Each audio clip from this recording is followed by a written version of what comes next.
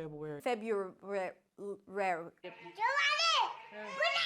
February. Whichever way you pronounce it, we as English speakers can all agree. Whoever named the second month in the year deserves to be in jail. So why aren't they? Why is this maniac still walking our streets? Joseph, do your job! But really, why did we end up with February? Well, the answer isn't as simple as Wednesday. There's no god I can point to and say, oh, it's named after them. Worry not, though. Like any good explanation, it involves a bunch of naked priests running through the streets, smacking people with pieces of leather. But Steve, some of you might say, it's April. Why are you releasing a video about February? And to that I say, I'm not a violent man. Don't test me. So let's go back once again to ancient Rome. Like many civilizations, the ancient Romans had a calendar based on one of the most easily observable and reliable natural phenomena in our world, the lunar cycle, which is about 29.5 days. Roman legend has it that Romulus, the founder of Rome, reorganized this lunar calendar to better fit with the 8-day week that he also invented. Romulus' calendar was said to have been organized into 10 months: Mensis Martius, Aprilis, Maius, Junus, Quintilis, Sextilis, September, October, November, and December, which were composed of a total of 38 of these 8-day weeks. With a grand total of 304 days in the year, there was obviously a bit of a seasonal discrepancy, which was offset by a suspension of the calendar during winter, picking back up in March. On the day during this unorganized winter that later became February 15th, the city celebrated a purification festival known as Lupercalia. This will be important later. How did they know it was February 15th if the calendar was suspended? Well, the thing is, much like Romulus himself, this calendar may never have existed. It's mentioned in several Roman writings, but the evidence of them actually using it is sparse. The Roman Republic that claims this legendary calendar existed seems to have actually used a calendar that used those 10 months, plus 2 extra during the winter, Mensis Januarius and Mensis Februarius. A really interesting fact about this calendar is that it still fell well short of the solar year. And in order to offset that gap, the Romans had a leap year every 2 years, much like our leap years, except instead of an extra day, they had an entire extra month.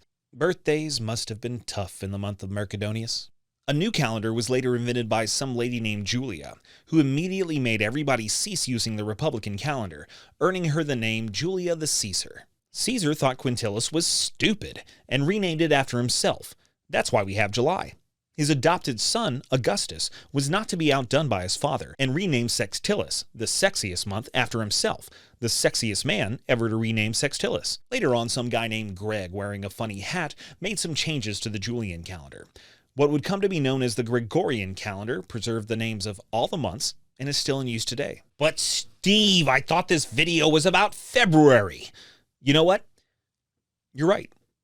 You're right. I lost focus. I have ADHD. I got carried away. That's a me problem, not a you problem. Let's get back to it. So what's up with the name of February? Who's Febra?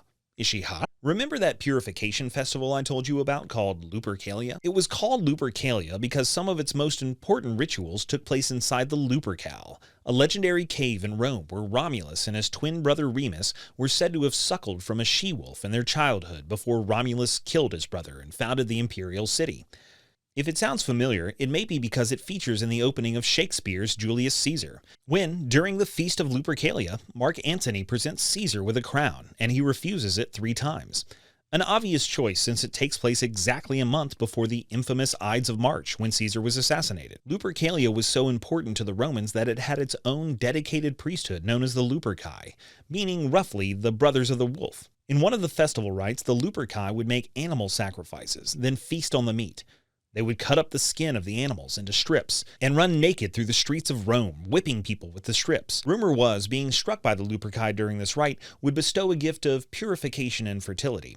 And according to Plutarch, women looking to conceive or pregnant women hoping for a healthy delivery would intentionally get in the way of the Luperci to be hit. And what was one of these strips of animal skin called? A februm. The plural being februa. And in good measure, the festival of Lupercalia came to also be known as Februa. If you think about it, January is the month of Janus, the Roman god of beginnings and transitions, so it makes sense that February is the name of cut-up strips of animal skin that you use to hit pregnant women.